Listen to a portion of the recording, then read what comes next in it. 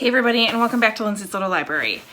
Today's BookList Thursday. It is the first BookList Thursday of May and happens to be right before Mother's Day. So we have a really fun little topic for you today. BookList Thursday is something I do with Sarah over at Sarah's Nightstand. We come to you every Thursday with some sort of book thoughts, ideas, recommendations, something bookish related. In honor of Mother's Day, that is on Sunday, so here's your reminder.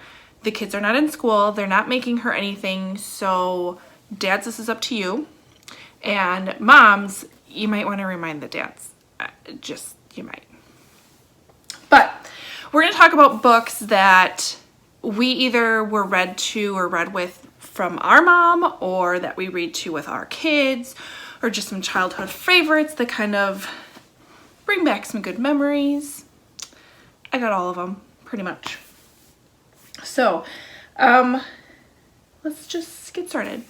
My mom wasn't a huge reader as a kid, but she highly encouraged all of us to read, and she loved that I had a reading habit. I didn't get it from her, and she's the first to admit that she has no clue where it came from.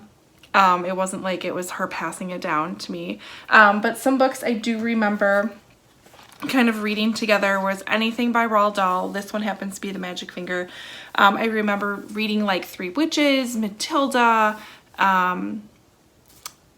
just James and the Giant. I mean, all of those, all good Roald Dahl books. Any of them I love, and I love sharing them with my kids. Super, super fun. The next one I kind of remember, the next two I remember reading specifically I would bring home, and my mom would read or read these with me. Of course, they're more poetry, but we have A Light in the Attic by Shel Silverstein, and then of course The Giving Tree by Shel Silverstein. I loved both of these. She actually got some enjoyment out of both of these books. I think I checked out Where the Sidewalk Ends as well as A Light in the Attic a number of times from the library. Like, do you remember when you had the library cards? Like, it would say Lindsey in it a lot because Lindsey would check it out a lot. But they were just fun little poems. And then The Giving Tree, of course, is one of the sweetest, just most amazing stories that I still to this day enjoy thoroughly. So that was, I guess, more influenced by my mom. The next couple of books, once I got into this book obsession that I had, these two books definitely bring back some pretty major memories for me as a kid. I don't know if you'll recognize them at all because I feel like they're not really ones that are, I don't know, super popular. It's not like it's Charlotte's Web. It's not. Or Hatchet. Any of those. They're not as well known. But first one is The Borrowers by Mary Norton. This is about a little family who are little teeny tiny people, and they live in the house with you, usually like in between the floors, and the way they get by is they borrow things from you. So if you're missing a sock, they might be borrowing it and using it as their bed. If you're missing a button, they might be borrowing it and using it, I don't know, as a plate. The thing with borrowers and the rule is that they don't keep it. They eventually give everything back to you, and that's why you randomly find this stuff, you know, where you're like, wait a second, I've looked there 1,000 times and I never saw that safety pin, and where did it come from now? It's because it's the borrowers giving it back to you. So I just got caught up in this little world, and I thoroughly enjoyed it and loved it, and I believe there was even a movie. Probably like made for TV or something like that, but I remember watching a movie adaptation. See, this is them like in between the floors. It's super cute. And I'm trying to talk Riley into reading it. She's not as excited as I am though. The next one I remember reading and absolutely loving is From the Mixed-Up Files of Mrs. Basil E. Frankweiler by E.L. Konigsberg. So this follows two kids who have decided to run away, and they know that they can't get very far, and so they just kind of run away to their favorite place. And they go and live in the Metropolitan Museum of Art.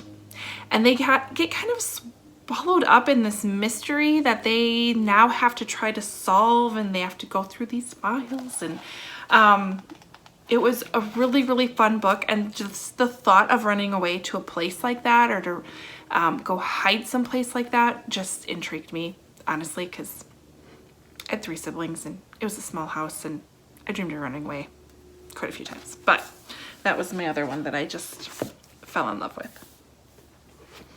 And the last one I want to talk to you guys about is a book that I had a really, really, really great time reading with my kids. So I think it was last summer, not last year.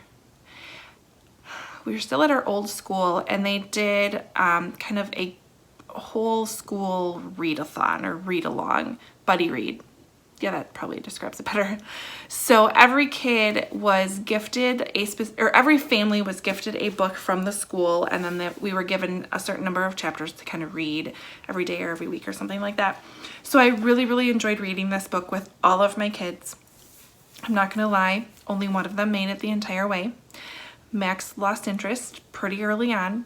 Riley wasn't a whole fan because I think she had already read this book, and then Emily, she stuck by me till the end. But we read The One and Only Ivan by Catherine Applegate. This is a sweet, sweet, sweet book that follows a gorilla that's living in a shopping mall. He doesn't have the most glamorous life. He's kind of a little bored. Humans just watch him through glass. It's not that fantastic. But then he is told that it is his duty to watch over a baby elephant named Ruby, who is taken from her mother way too soon, is so confused and so sad and doesn't know what to make out of the situation she was put in. And Ivan kind of takes Ruby under his wing. They also are able to communicate with one of the with Stella, who is a human, who's a little girl, as well as Bob, who's a dog, Bob is hilarious, through painting. So Ivan paints a lot and is able to kind of express himself that way. So it is a very, very sweet book that talks about kind of animal rights and how you treat animals and compassion and empathy. And it was an amazing, amazing book to read together. And I highly suggest this one. This has got some great lessons to it for sure.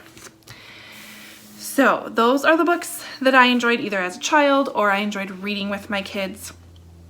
I think reading with kids is just, I enjoy it thoroughly. We read quite a bit. They've picked up quite a few books. I'm super happy with how they are with readers. Otherwise, comment below. Let me know what are some good books I should be reading with my kids. Are there any out there that I'm missing?